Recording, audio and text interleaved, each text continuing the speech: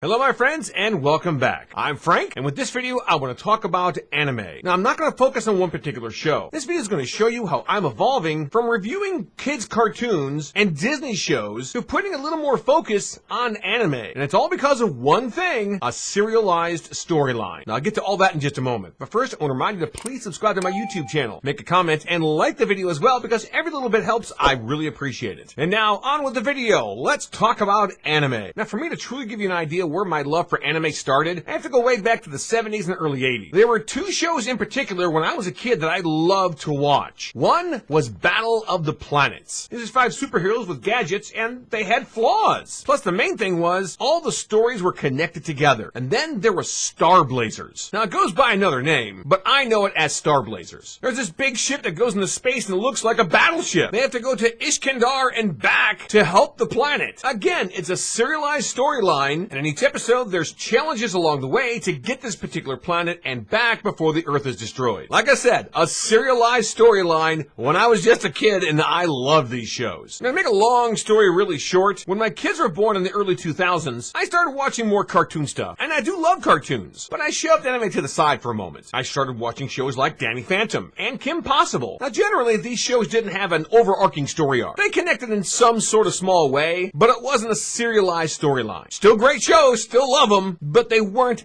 anime. And in my heart, I was still aching for that serialized storyline. And then along came Netflix. Shows like She-Ra and the Princesses of Power, a serialized storyline, or The Dragon Prince, another fantastic show with a serialized storyline. As my daughter started getting older, she started watching a show called My Hero Academia. Now at first I wasn't really obsessed with it as she was. Then I started watching it and realized there's a love that I have for anime that had been bubbling up and it finally hit the surface. Because on My Hero Academia, All Might is my favorite character. Besides, I can kind of imitate him pretty good too.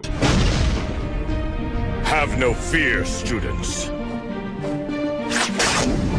Because I am here. It's gonna be okay, because I am here. Anyway, a few years back I started watching shows like The Owl House and Amphibia. These were great serialized storylines on Disney+.